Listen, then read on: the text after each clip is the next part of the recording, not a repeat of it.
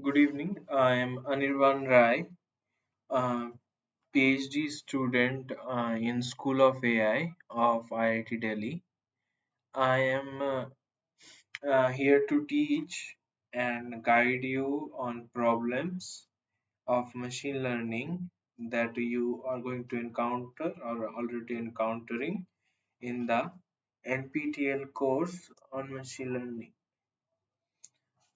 So, for my introduction, I did my bachelor's degree BTech from IIT Dhanbad, and then I have joined IIT Delhi for my PhD. Um, we are going to get started now. So the first problem we have here, which of the following is a supervised learning problem? Grouping related documents from an unannotated corpus, predicting credit approval based on historical data, predicting if a new image has cat or dog based on the historical data of other images of cats and dogs. When you supplied the information about which image is cat or dog. Fingerprint recognition of a particular person used in biometric attendance from the fingerprint data of various other people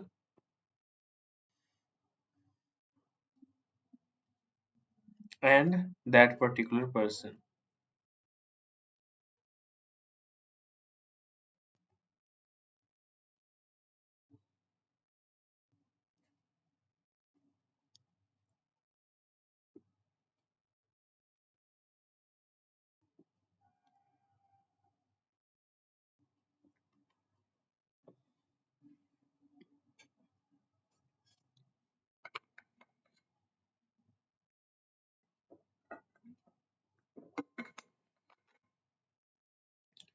So,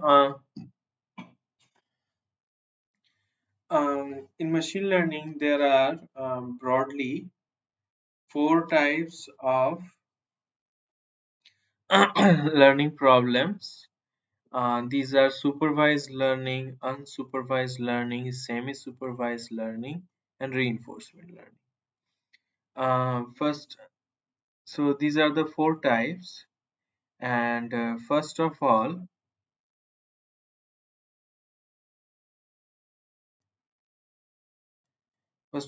we are going to understand about supervised learning problem. Uh, First and foremost, supervised learning problem consists of label training data. That means that for every value of x, we know the value of y.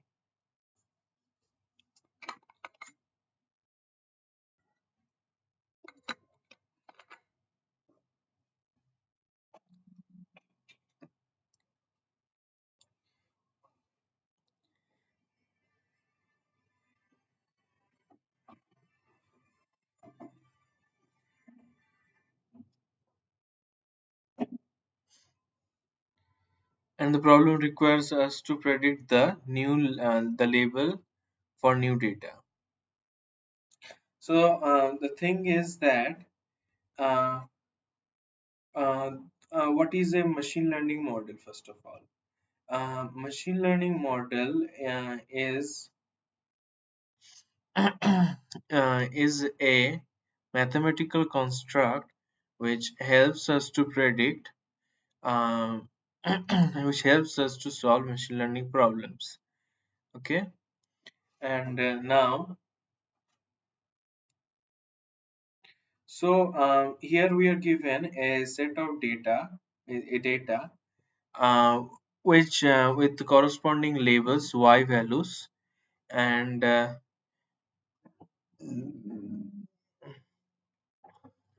we are going to test that our machine learning model on a new on on a new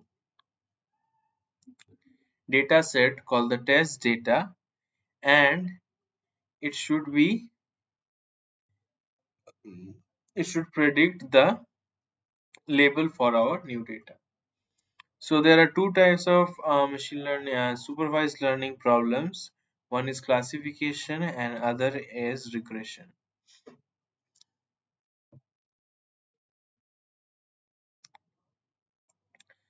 So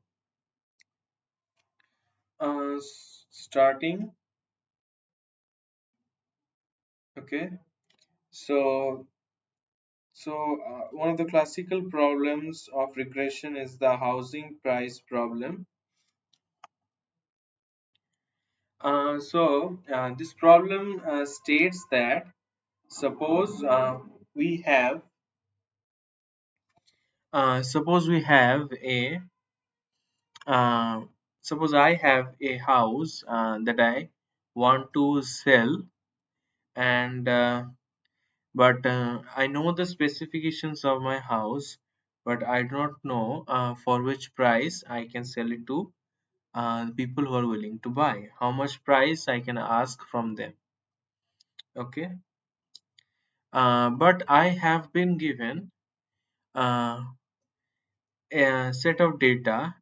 Suppose the specifications of the house comprises of the area of the house and number of rooms, number of floors, and maybe many more areas. Suppose one house I know that is 50 square meter in area, number of rooms is equals to 3, and suppose number of floors is equals to 2, and I want to and for that, suppose I have been given that the price of the house is 2 crores. Price of houses in Delhi is quite high, as you know. Mm, so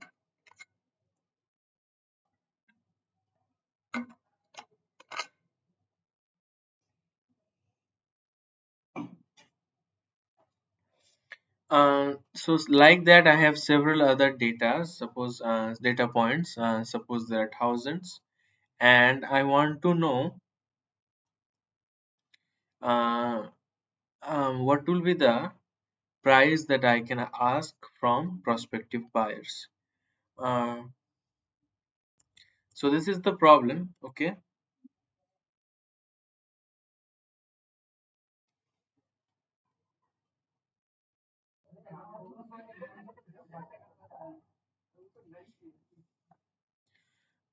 Mm, suppose um, so. To regression is to predict labels such that labels can be all real values. It is not perfectly correct actually. So can be all such values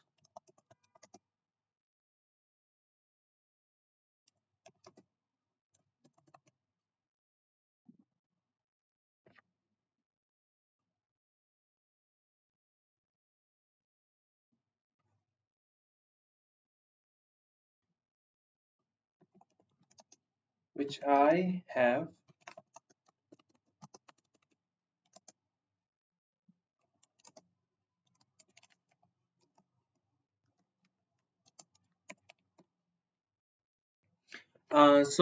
this is what you can see. Uh, Regression is like it can predict all such values, and I don't know which values it can predict. Okay. In our other problem, that is classification, we exactly know which labels are possible. Okay, so regression is this way different from classification. uh, so in our problem mm, you can see that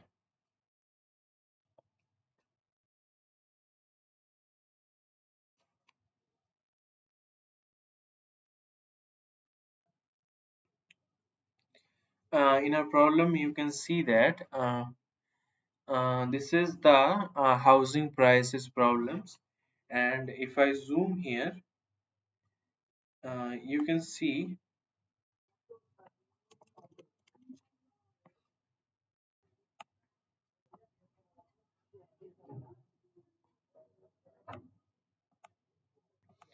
you can see these data points which represents the price of house for different x values.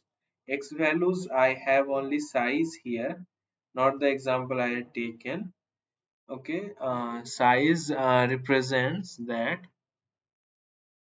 um, size means I've all taken this only size because I want to plot a 2D plot, so as to represent it well. So you can see that prices are the y values and size is the x values. Okay, and well, for this example, 50 cr can fetch 2 crores in Delhi, and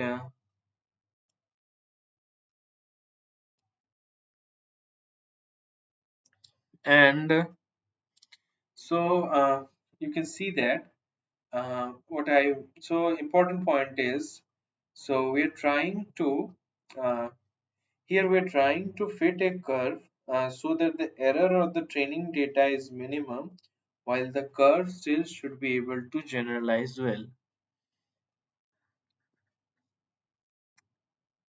Okay, so I'm trying to find a curve such that the training error I don't know how I will collect them. For now, I don't know how to accurately. I don't know how to uh, find that error, and that we have not gone to. This is only introduction, but we wanted minimum somehow. But the another condition is that for new value of x, it should be able to predict uh, y values with quite good accuracy, so it should be able to generalize well. So this is the concept here. So here you can see that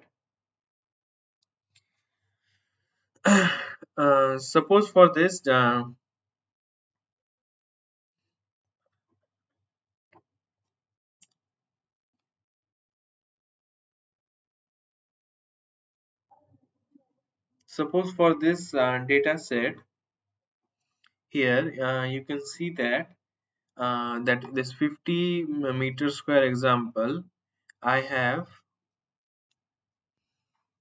I have a point which corresponds to 2 crores. Okay, 2 crores in price, and but the curve here estimates some other values, that is here in this case more than 2 crores. So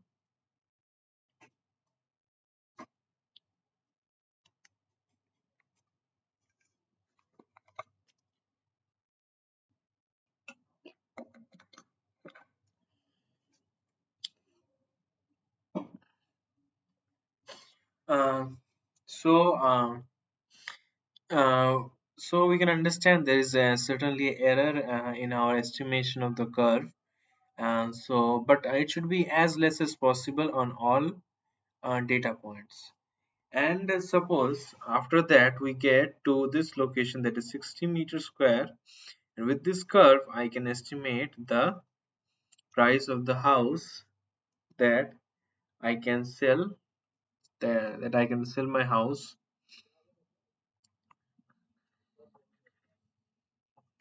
on. Okay, and the generalized factor may be tougher to understand, but you have to understand here that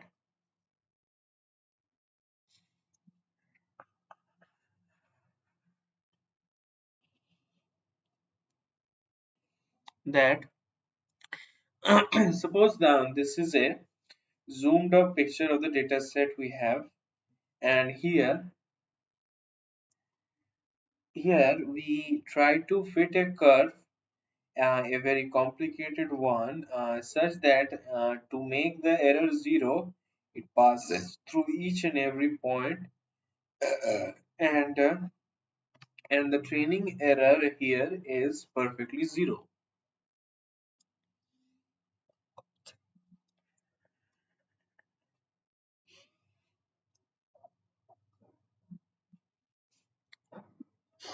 Uh, but when I give another point here, uh, it we can see that another point is our test data, that is 16 meters square that I have told.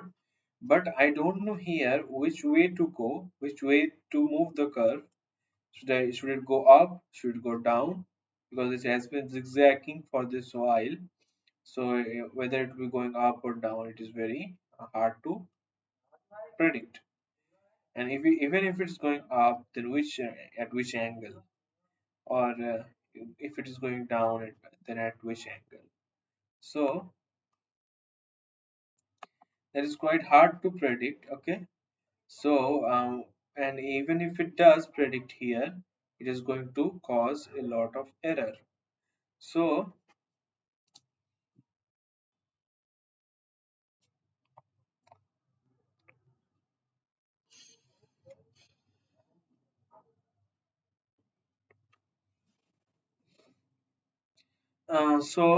we would not be able to generalize here.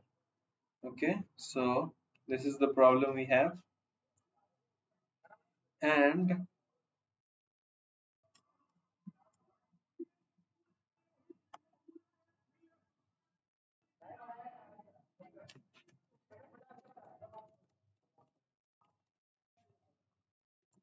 this is all real values.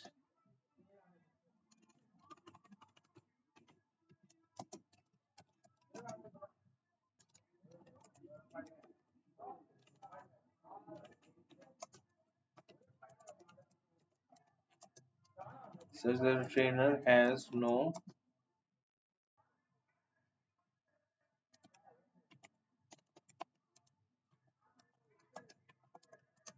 which labels.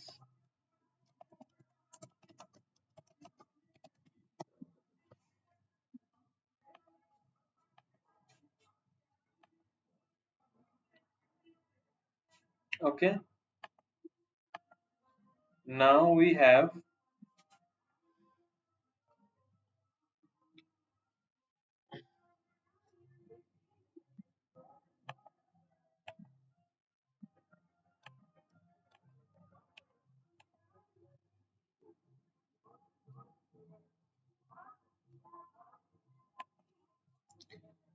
now we have the classification problem, uh, which states that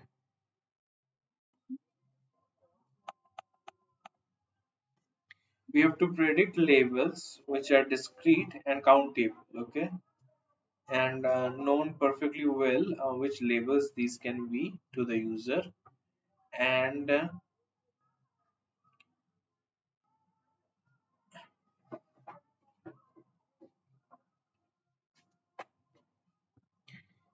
we have to predict such labels.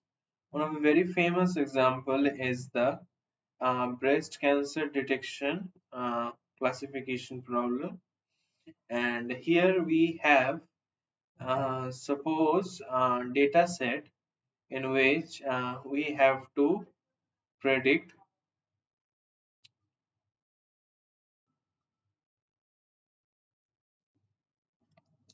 we have to predict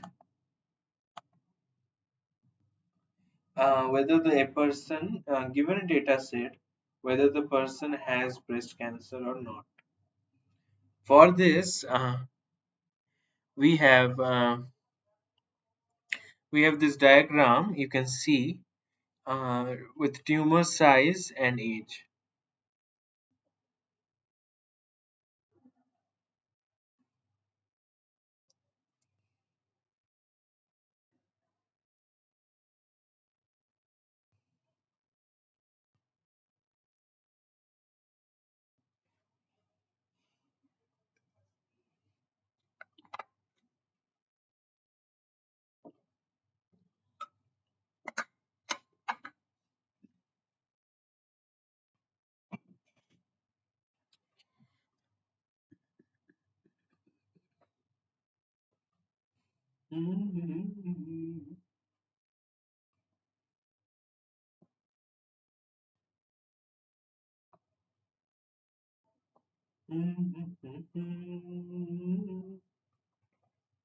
So here we have age and tumor size, you can see.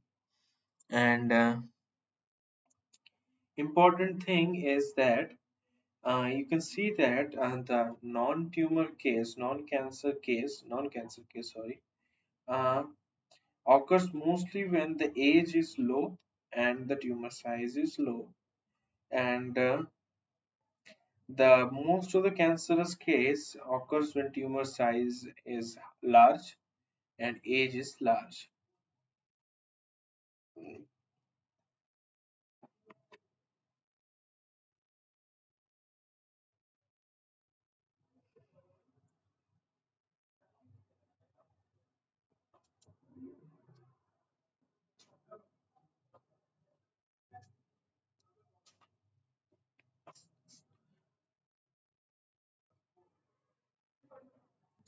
And we try to find a curve that will be called a classifier in this case, that separates both the data set.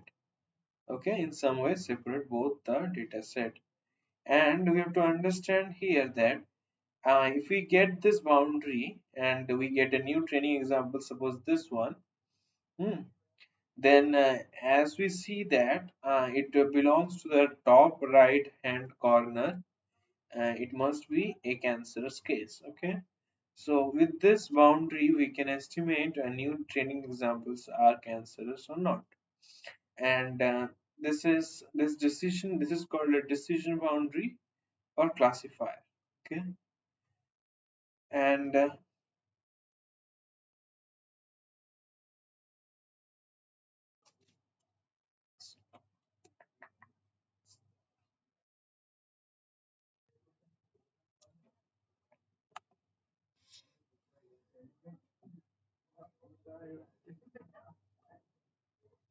and so suppose the first one, the straight line one, is the decision boundary we have.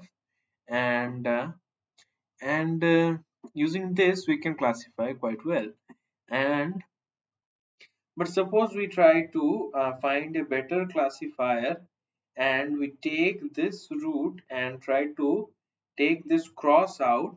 Okay, as the cross is on the other side, we take it across this line and finish our curve. Okay, so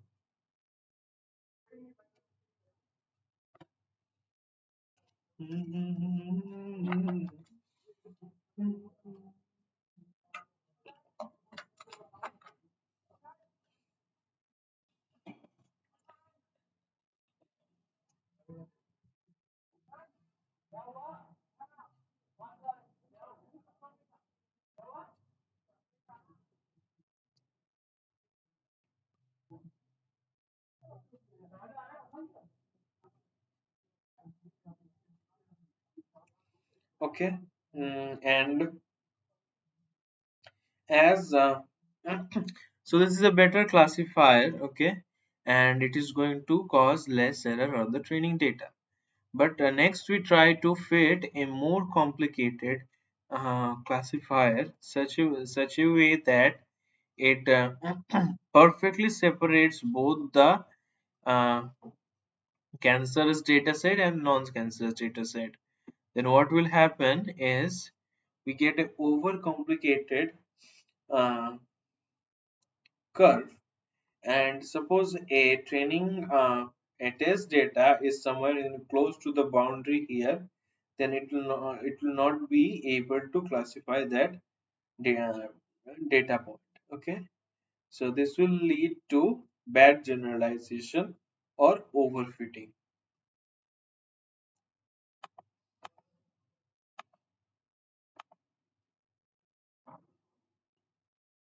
So classification are discrete labels which the user already knows about. Okay, but regression has lot of labels, and how many labels the trainer has no knowledge about. Okay, can be all real values, can be between a range, can be between two real values, something between some range.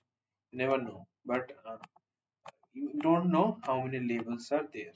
Okay, So now we solve this problem. Okay. Um, so first is grouping related documents from an unannotated corpus. As you can understand, the data is unannotated, so x values don't have a corresponding y values. So this is a this is not a supervised learning problem, as it has to have labeled training data. Okay, next.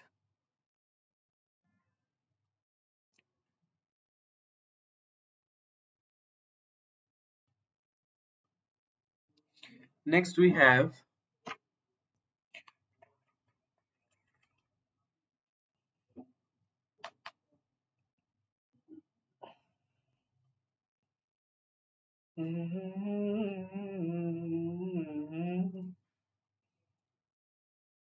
predicting credit approval based on historical data.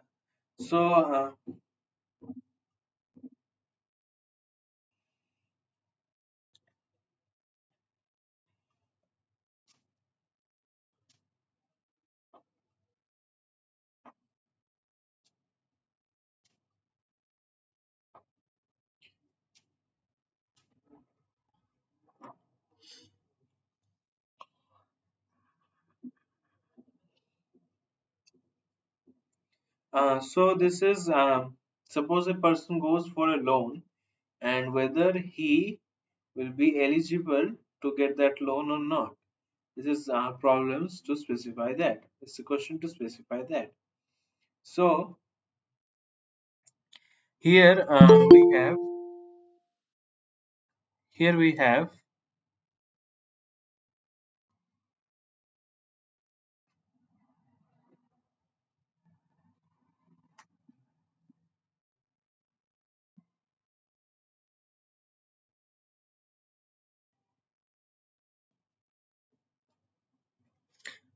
a historical data here which type of history qualifies for a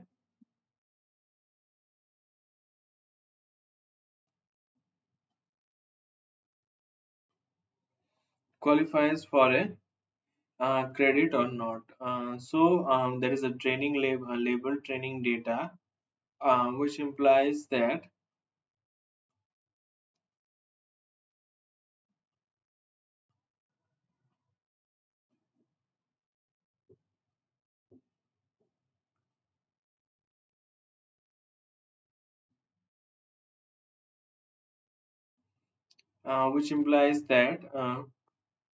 it is a supervised learning problem, and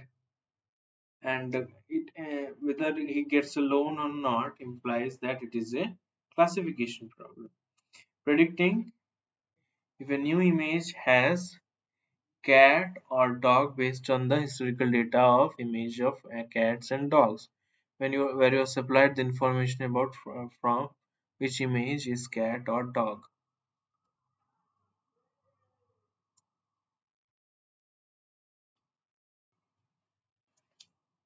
So here, as you can understand, this is similar to the face and non-face classification problem, in which there you have a image data, quite a lot of images, in which you have to find whether there are human faces in the pictures or not. Okay, so this is to find face or no face. Okay, so this is a classification problem, and this cats and dog also is a classification problem, as you already provided labeled data which is cat or dog. Okay, and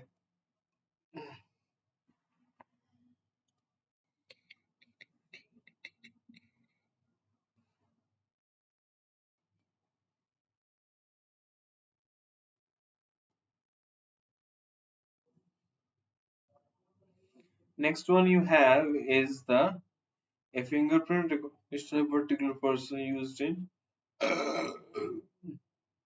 biometric attendance from the fingerprint of various other people and that particular person. So as we have already the data, and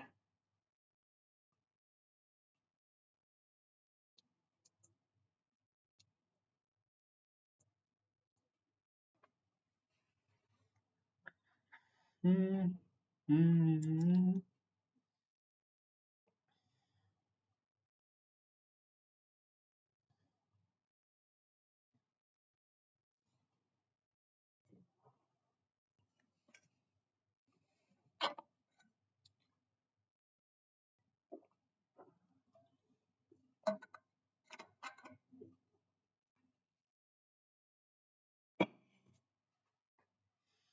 So, as we have already the data of biometrics and the particular person's name, so it is a labeled data, so must be a supervised learning problem. And and this is a yes no problem, so you can understand this is a supervised, this is a classification problem. Okay, and but there is a special thing about this problem, which is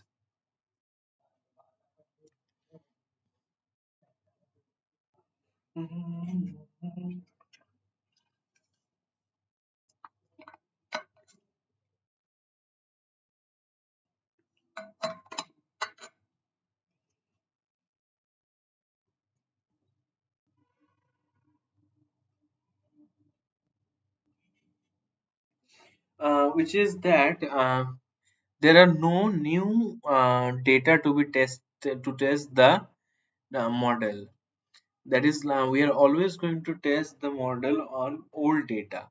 So the our model is perfectly accurate. That is, there is zero training error, and due to which there is perfect 100% test error. It will not be able to generalize at all. But it is not required. It does not need to generalize because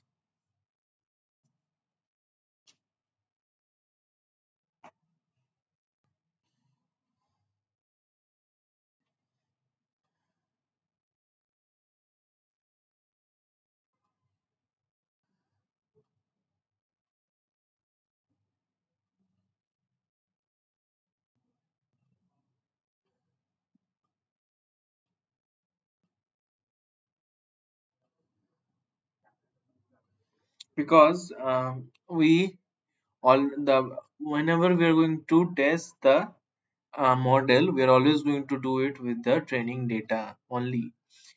So this is actually a perfectly learned model, and it is as good as a lookup table, or it is like a database from where we are querying our our data and to receive that. So this is a special case of lookup table here.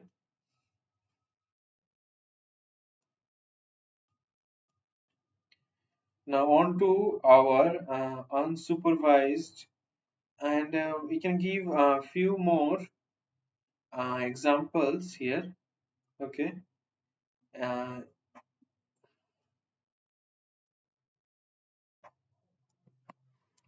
few more examples here that like non phase classification, and suppose there are like the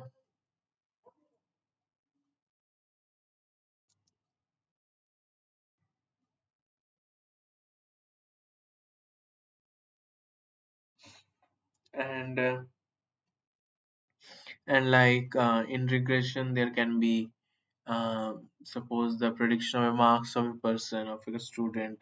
Okay, like that. These are the examples that can be.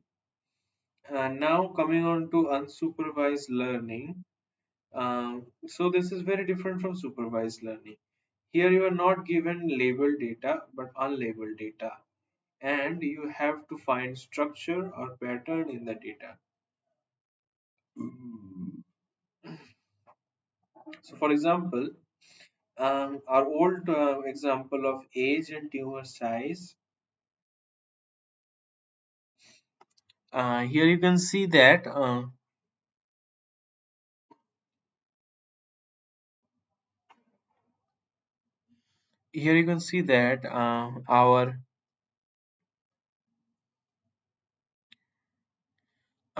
means data set is unlabeled. That Like I do not know which case is a cancer one, which case is not. I have no idea. Okay, and but we have to find an algorithm such that we are able to cluster the two data set in such a way that one cluster is a non-cancerous one and another is a cancerous one. So this is our work, and this is what I mean by clustering algorithm. And so as you can see that um, and as tumor size and age increases, the chance of cancer increases. So I cluster them separately from the other one. Okay, so this is a clustering algorithm. So and there are other unsupervised learning algorithms apart from clusterings as well, like for dimensional tree reduction PCA and autoencoders. Okay, so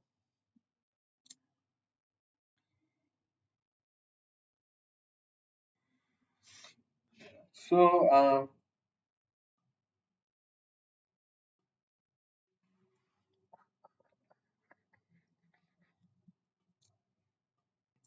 so as I previously explained about the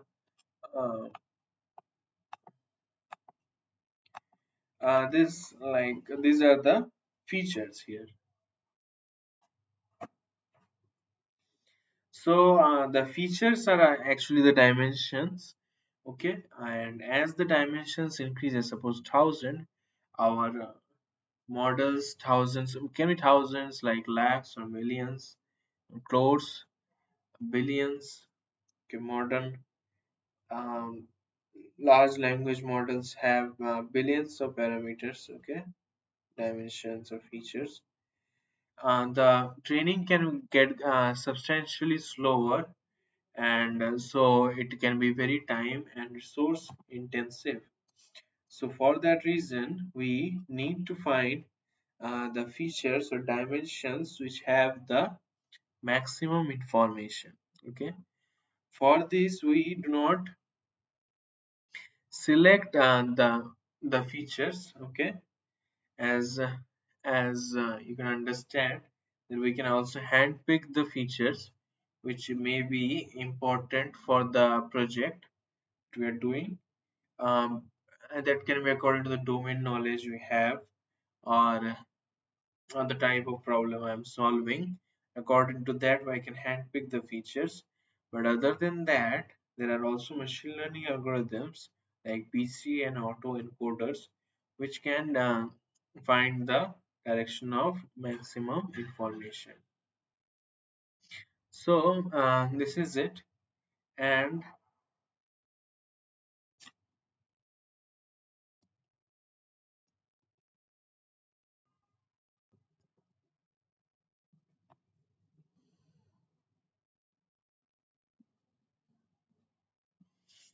and PCA is a special class of algorithms in which we try some mathematical linear algebra ways to find the direction of maximum information.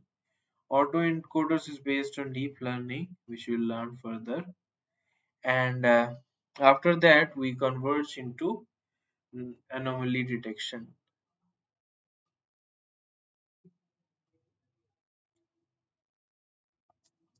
What else I need to know?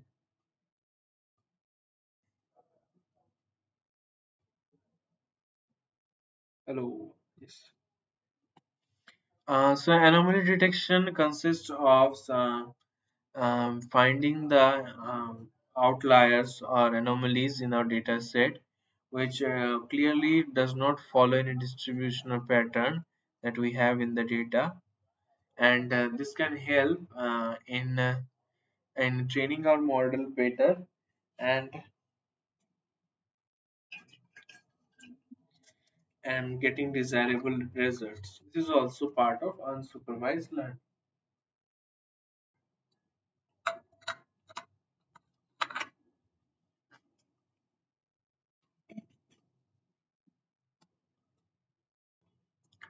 So now we are going to solve a few problems. As you can see, uh,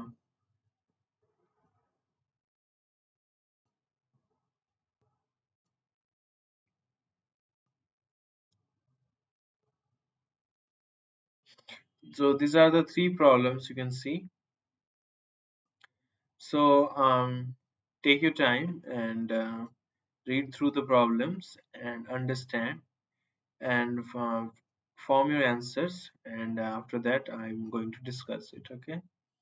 So give me 5 minutes. Okay, I'll be back.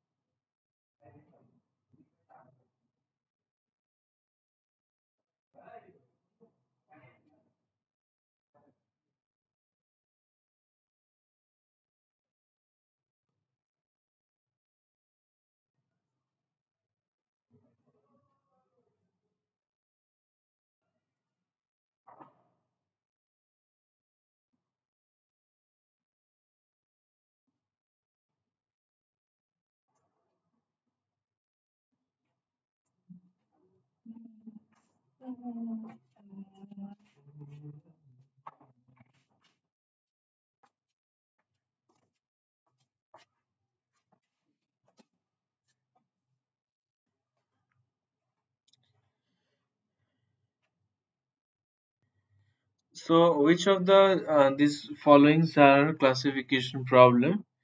Predict the runs a cricketer will score in a particular match. And So you have to understand that cricketer can score from 0 to perhaps 200 to maybe 400. Brian Lara here. So there are many numbers, and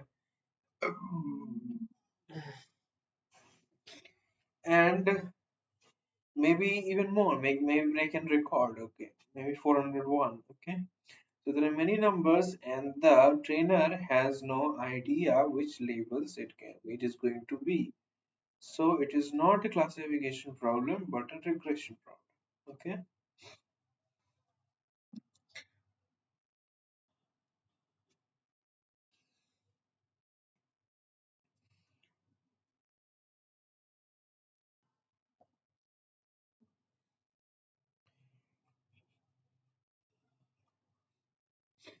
And the next one, predict which team will win a tournament. So we understand a will win or will lose is yes or no situation, one or zero situation, which means this is a classification problem. But you can see these problems are not well made. These are not specified whether it is based on historical data or not.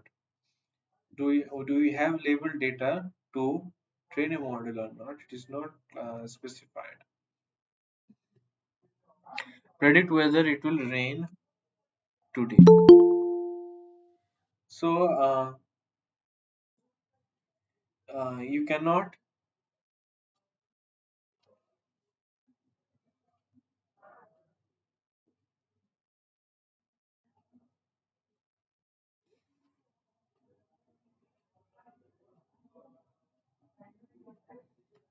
predict whether so you can understand that whether it will rain or not is a yes or no problem. So classification problem. Predict your mood tomorrow. Mood can be various, but in our English vocabulary they can be few only. So there's a count tables and quite known. So there's a classification problem. Okay, which of the following is a regression task? Predict the monthly sales of a closed store in rupees.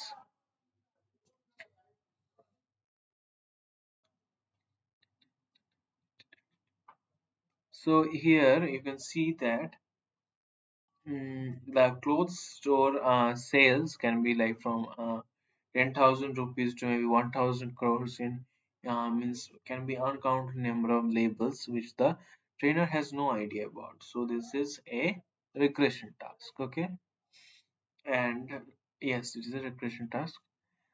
Predicting if a user would like to listen to a new release song or not based on historical data. So as you can see, it is based on historical data. That means uh, it is a supervised learning algorithm problem. That's for sure. And it is like yes or no. So it is a classification problem, but not a regression. Okay.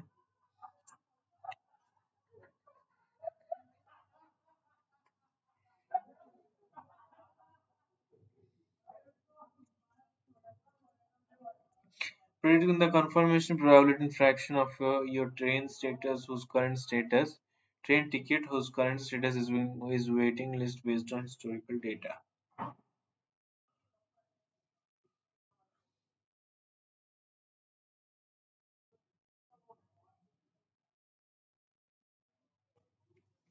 So here you can understand that that probability can be from 0 to 1, but it can be like 1 0 0.1 0 0.01 0 0.11 0.91 and many values. Okay, so the number of labels are unknown, so it is a regression task. Okay, predicting your patients had diabetes or not, so yes or no problems and historical medical records, so for sure supervised, so it is a classification problem. Predicting if a customer is satisfied or unsatisfied from the product purchased from e-commerce website using the reviews he/she wrote for the purchased product. Mm, hmm. So this is yes or no problem, satisfied or not satisfied, and reviews is the historical data we are having. So it is a supervised learning problem and yes and no problems classification problem.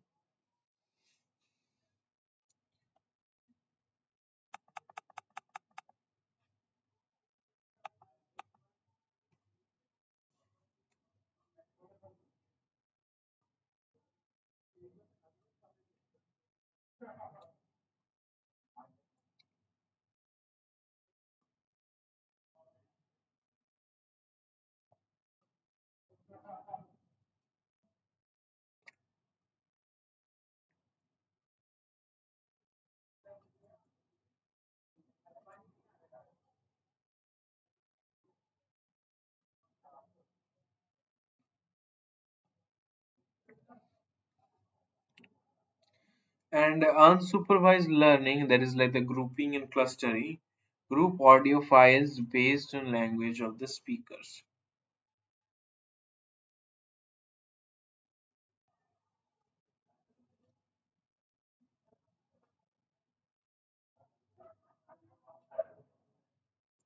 So as you can see, grouping problems and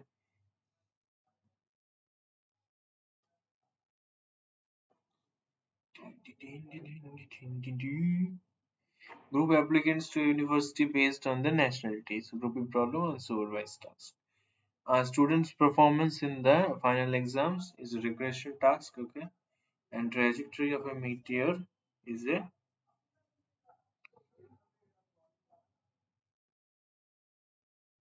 regression task, okay? And now you have to understand that some people get confused, like language of the speaker, as we have historical data on language of people. Uh, okay, so it may be a supervised problem. The thing is that in this type of questions, when they're like group or cluster, it is always means meant to be an unsupervised problem. And you can see that it is not specified like historical data. And so these questions are ill made, that's for sure. So anytime you see group or clustering, it usually means unsupervised learning task.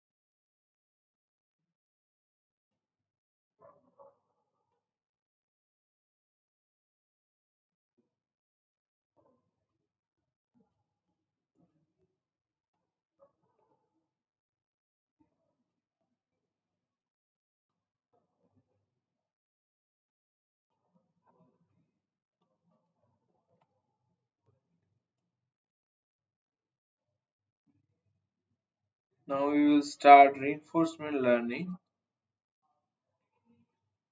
after some time.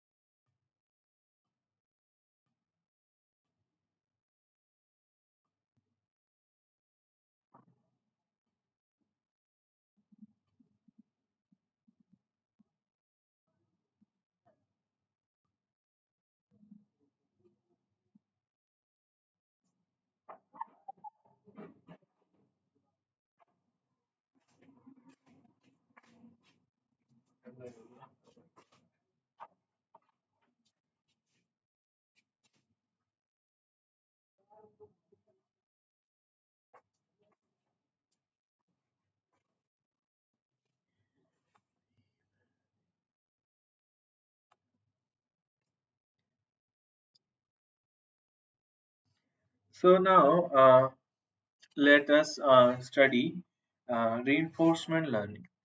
Uh, so many of our real world learning for agents such as robots, self-driving car is not possible with supervised or unsupervised learning algorithms. It is based on reinforcement learning, which is like quite on real-time learning, okay, and in which like you learn from your mistakes and you get sweet for your success, okay, and that is how reinforcement occurs. A negative reinforcement, that is you are not you are discouraged to do that action again, and positive reinforcement, you are encouraged to do that again.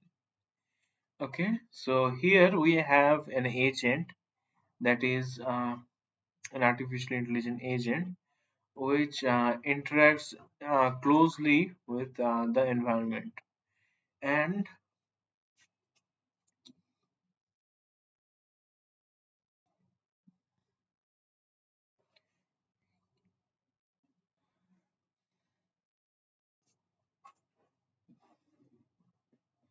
and and depending on the state of the environment and the agent, it takes action. For example, we have the suppose an agent is trying to learn how to cycle, and suppose the state will imply that at what speed I'm going. Am I slipping or not? Am I trying to take a left turn or not? Am I trying to take a right turn or not? These are the state. Okay, and accordingly you can take action. Suppose you're at going at high speed, you can take a break. You're going at high speed, you still accelerate. So these are the actions that can be taken, and according to which the state changes. Okay, the environment is stochastic, which means that for every action, the outcome can be different in different time, and like that, for every action, it is given a positive or negative reinforcement, and likewise, it learns a policy to how to work at different situations and to maximize long-term performance. Okay, so this is reinforcement learning, and now we have got few problems.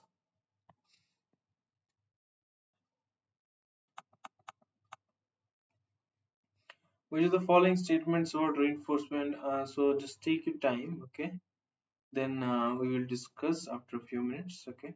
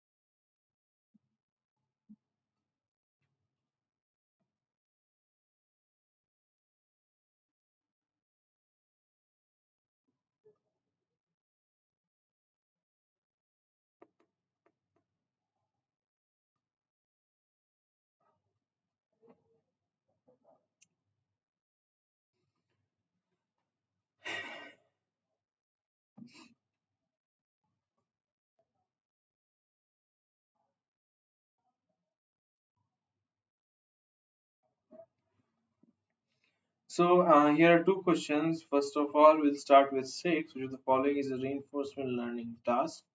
Learning how to drive a cycle is a reinforcement learning work, and learning how to predict stock prices is not, usually not, but can be done using reinforcement learning. And stock prices estimation is usually a, a supervised learning algorithm that is based on historical data, and there can be other things as well. Stock prices are complicated things. Reinforcement learning can also be used, but mostly not used. So, not a reinforcement learning. Learning how to play chess is reinforcement learning.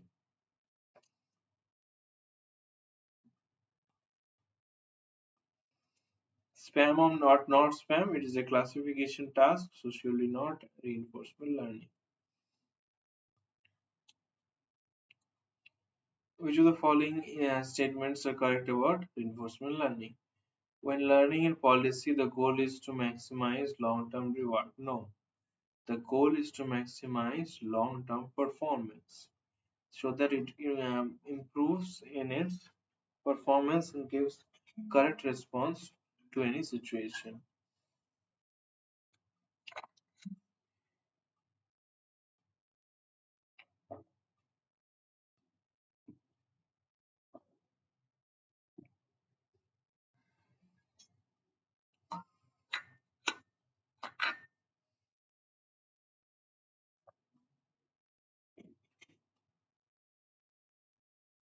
During training, the agent is explicitly provided the most optimal action to be taken in each state. No, it is not provided the most explicitly the most optimal action, because then that will be a supervised learning algorithm. In reinforcement learning, it has to make mistake and it has to learn from it. If it does correct, then it is going to be more incentivized to do it the next time. So this is reinforcement. State of the environment changes based on the action taken by the agent. That is true. RL is for chess. That's correct.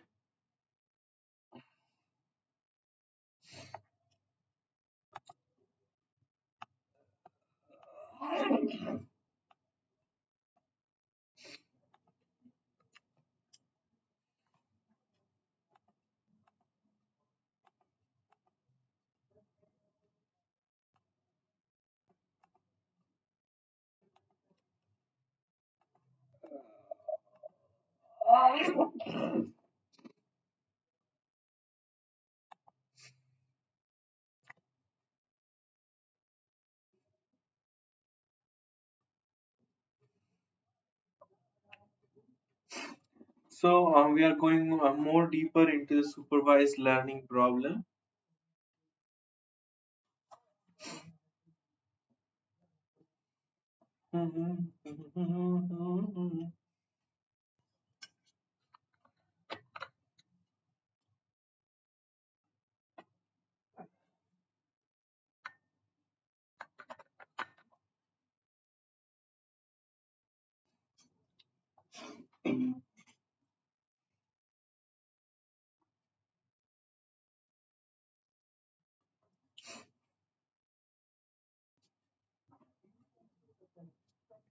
So here we define a function called hypothesis, which will predict the y values for the required value of x. Okay. So we're taking the example of the housing prices problem. Here x can be vector or scalar, but usually vector. Theta is also a vector. Suppose, as we know, the three dimensions are given here. Suppose each training examples is generated by xi.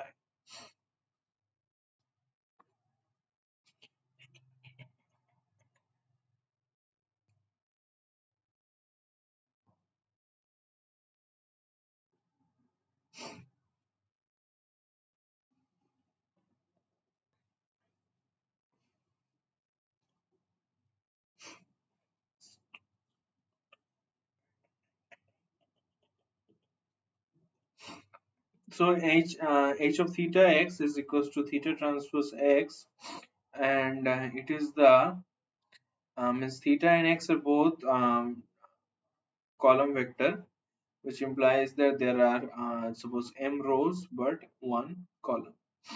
And we take the transpose of theta to make it horizontal and multiply it. It forms the linear combination of theta and x pairs. Okay, and with this, we results into this. Here, the x0 is always equals to 1 because uh, it is because uh, we have to count for the that for any zero values of the x's, we need not have zero values of y, so we need a bias term. Okay, so theta 0 is called the bias term.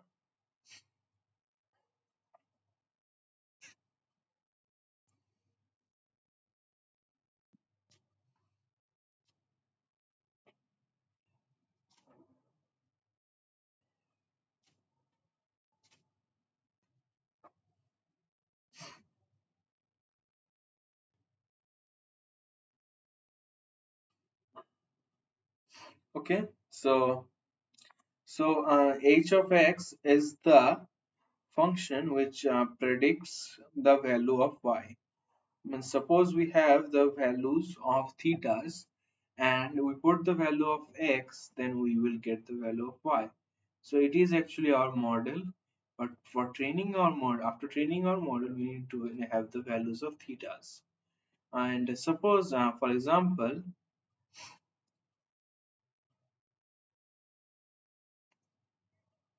h of x is equals to 3 plus x1 plus x2. So this is one example.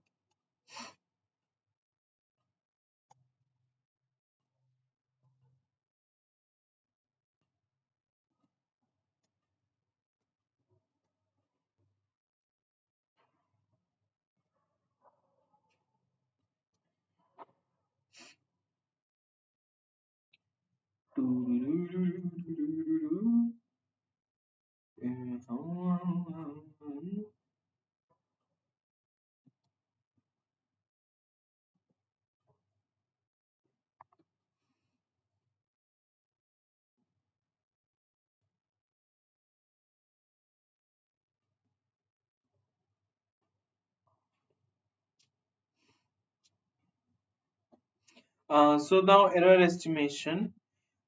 We have the generalization error, which is like the expectation over the distribution of input variables x and y, and we are trying to estimate the quantity that is 1 when h of x is not equals to y, and 0 when h of x is equals to y.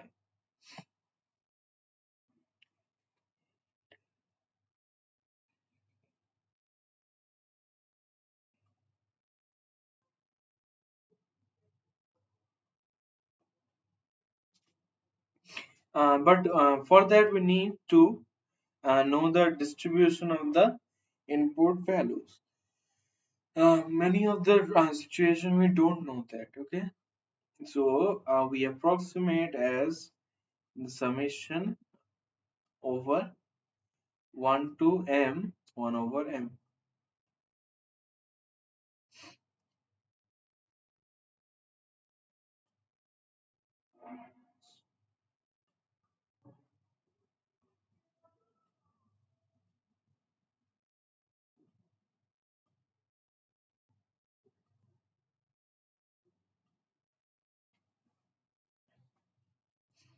So after the 0 1 loss function and the 0 mean 0 1 loss mean 0 1 error function, we get to the square error loss and mean square error. The square error loss, it is summation over hx minus y theta square over n. 1 over n becomes mean square. Okay.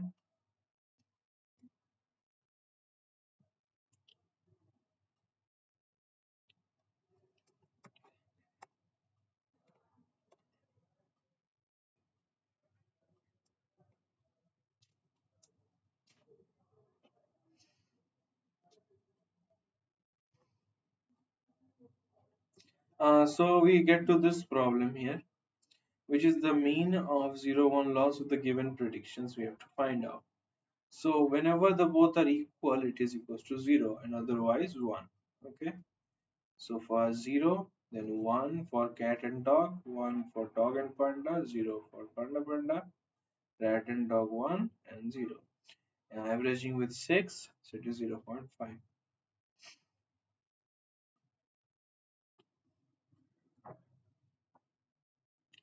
Now the most popular question here. Uh,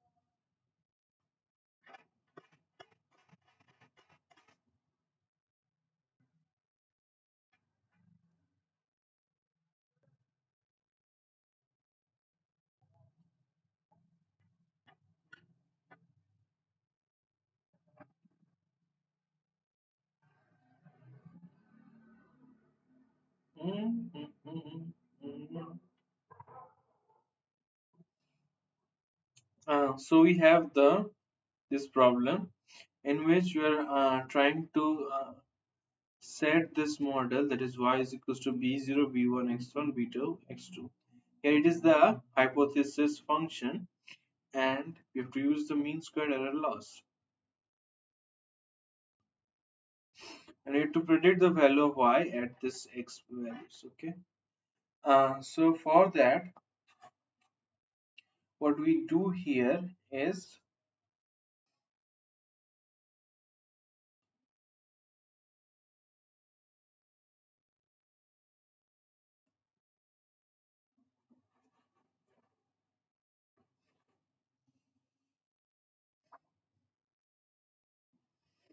for that what we do here is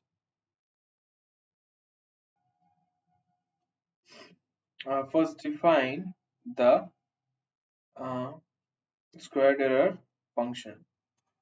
Okay, that is 1 by m summation over m h of x minus y square. Okay,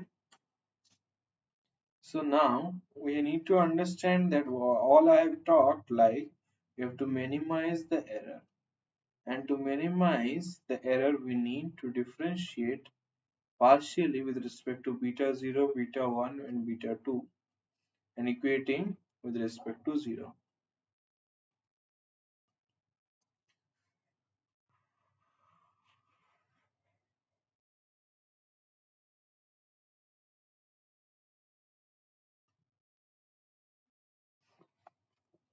So we are going to differentiate partially, and we need to understand that it may result in a minima or maxima, but as the function is squared error, so it means it is a convex function. So convex here means if it is a one, suppose x is one dimensional, that it would have been a 2D graph like this, that parabola shape type. Okay, so something like that. Okay, convex. And but this is a x is two dimensional and the plot will be three dimensional. So this is like a bowl shaped. Okay, in 3D.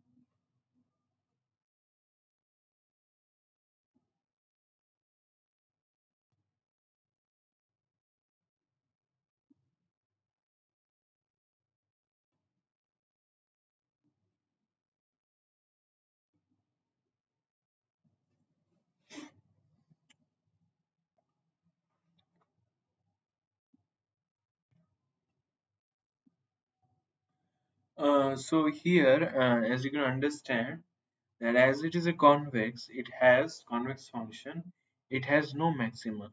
So differentiating will always give the local minima.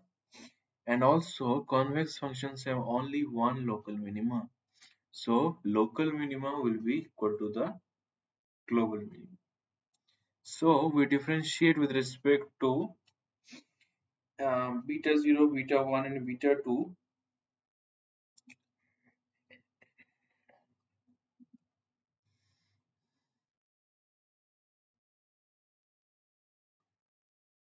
and equate them to 0. You have to use the chain rule here, so you can understand when we are differentiating with respect to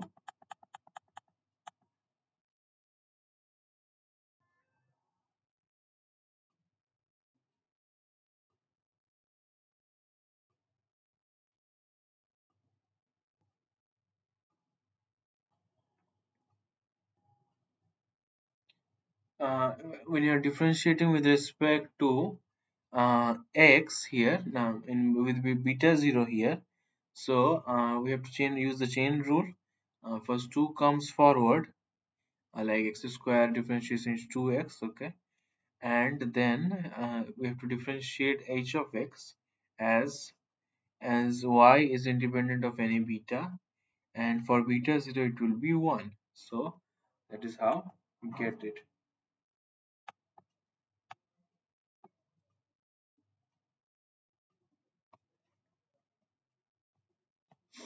And likewise for other beta 1 and beta 2, as beta 1's coefficient is x1, will have x1 here, and before beta 2 will have x2 here.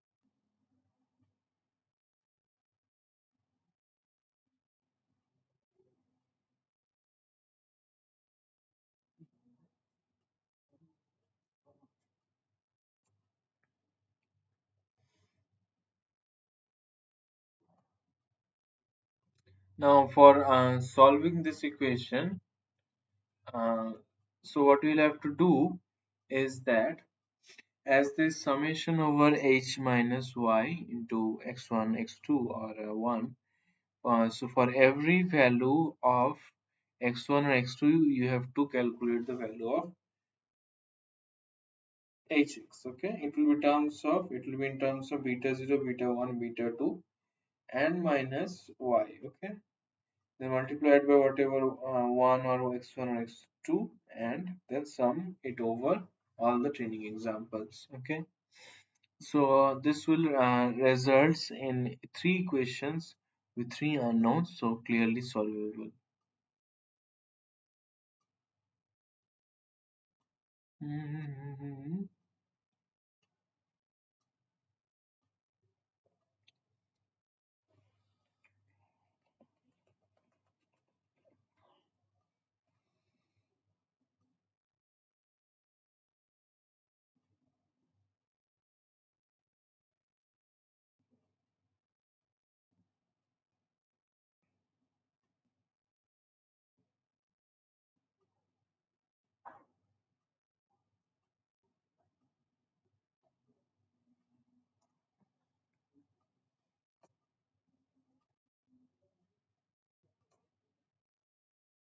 So I repeat, for every value of beta 0, beta 1, and beta 2, differentiate and equate it to 0.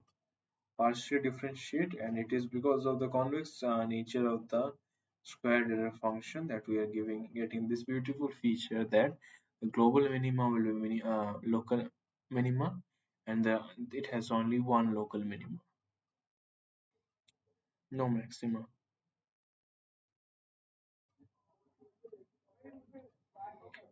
Okay, I will take some break here, and I will after that coming back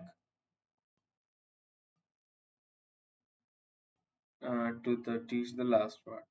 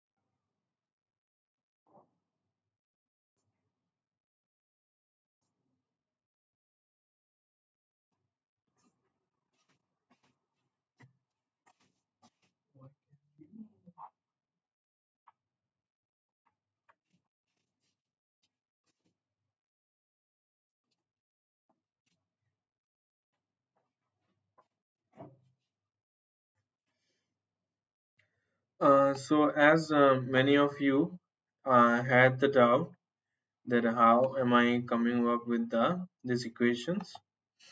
So it is with the partial derivative, which should be quite simple enough, but let's still explain. Okay.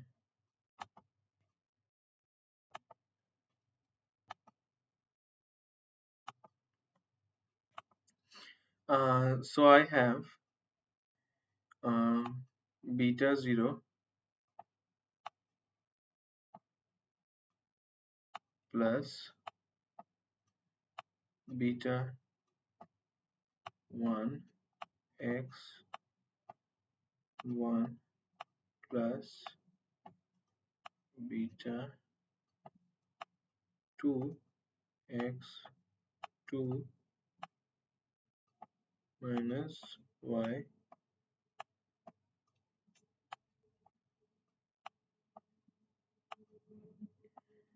and summation over these x values for m training examples and 1 over m. This is the thing that I'm trying to differentiate. So del y del x del beta 0.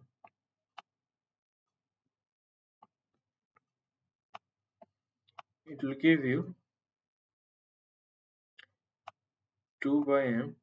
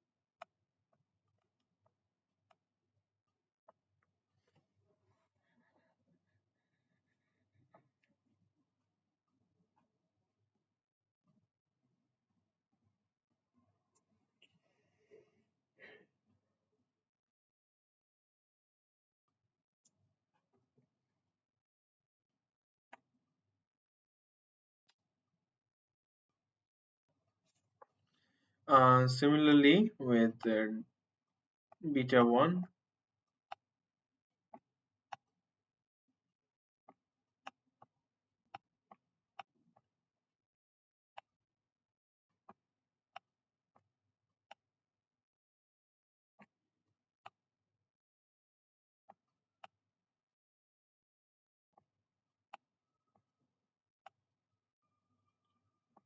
So this is beta 0,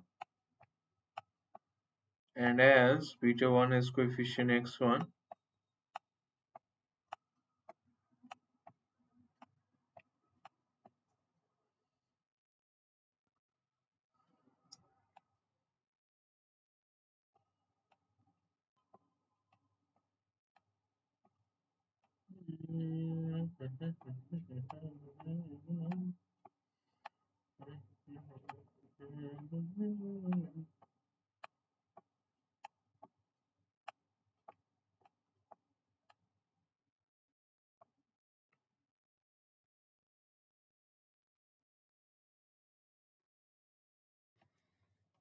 and similarly for beta 2. Okay, so this is it.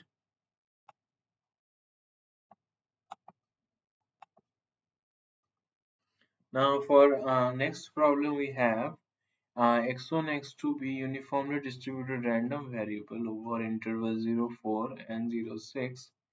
If x and y are independent events, then compute the probability this. Okay,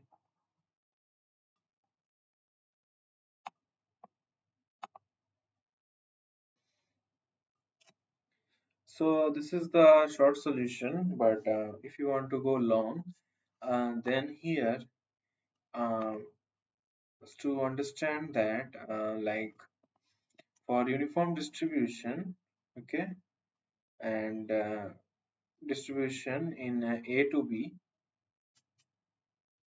So that is PDF, PDF in interval A to B will be is equals to 1 upon B minus A. So this implies that as the total probability has to be 1, okay, so it has to be 1 by B minus A, so that when summed up, that is integrated with respect to x from A to B, it results in 1. Okay, so PDF is equals to this, which is the probability density function for uniform distribution. Okay, now we have this here.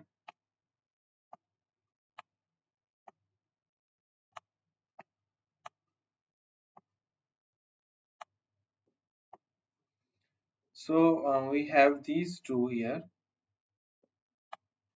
So first is this.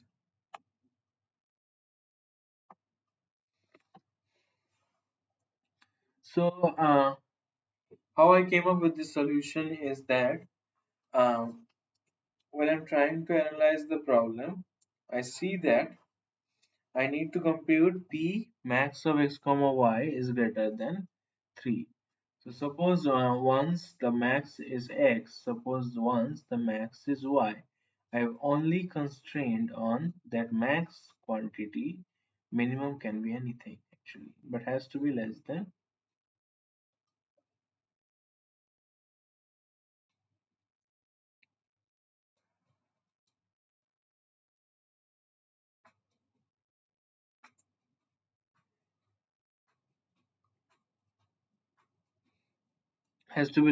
the min quantity. Has to be more than the min quantity.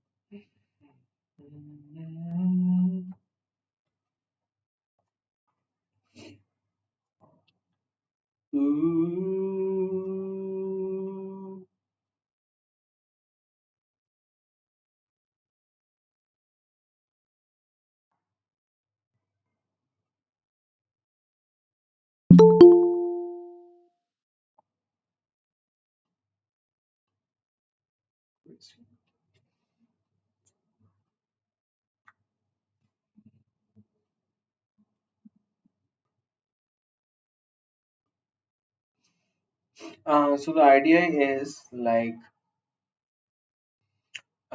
for the maximum of this has to be greater than 3. Okay,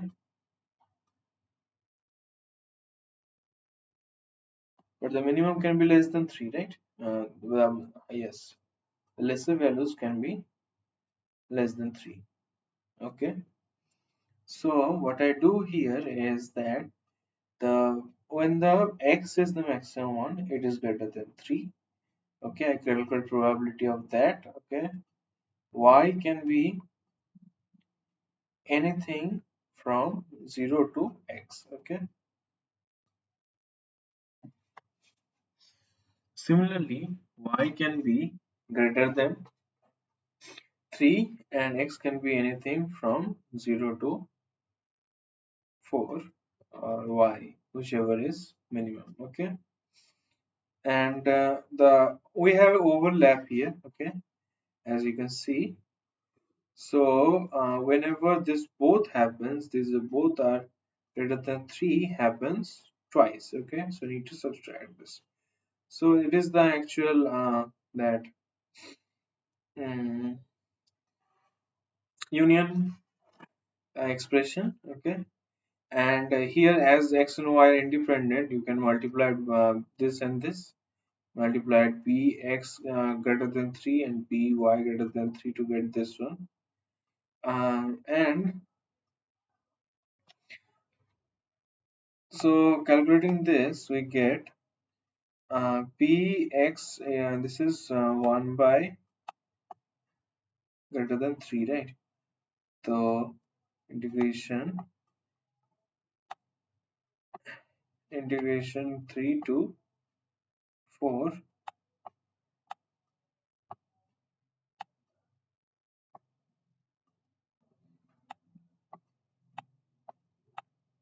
1 by 4 dx, and this becomes integration 3 to 6, 1 by 6 dy.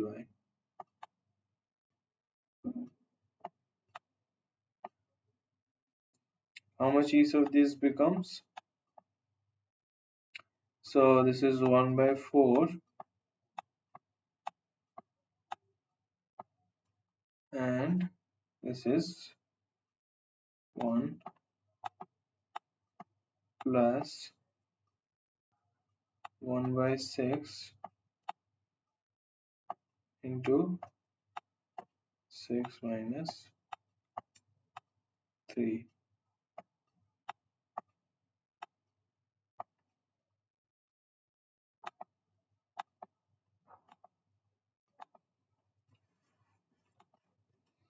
So this is equals to 1 by 4 plus 1 by 2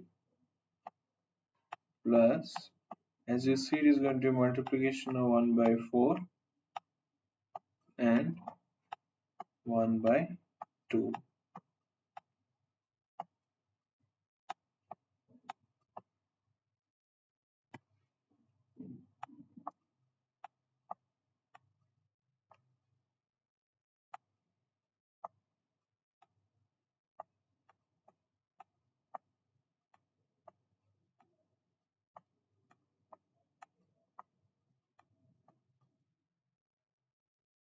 Sure, that is coming wrong here.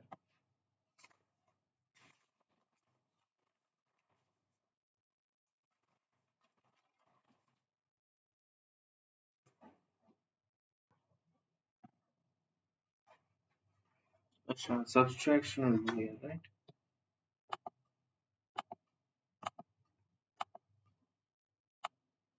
So this is subtraction here.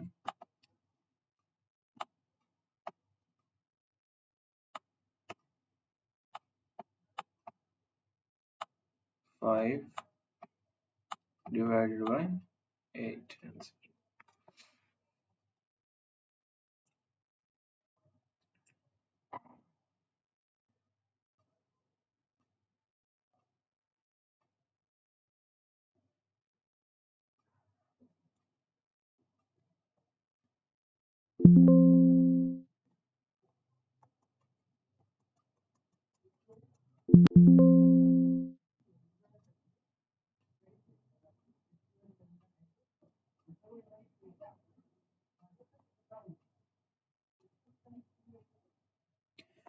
Here this notation I have to explain something.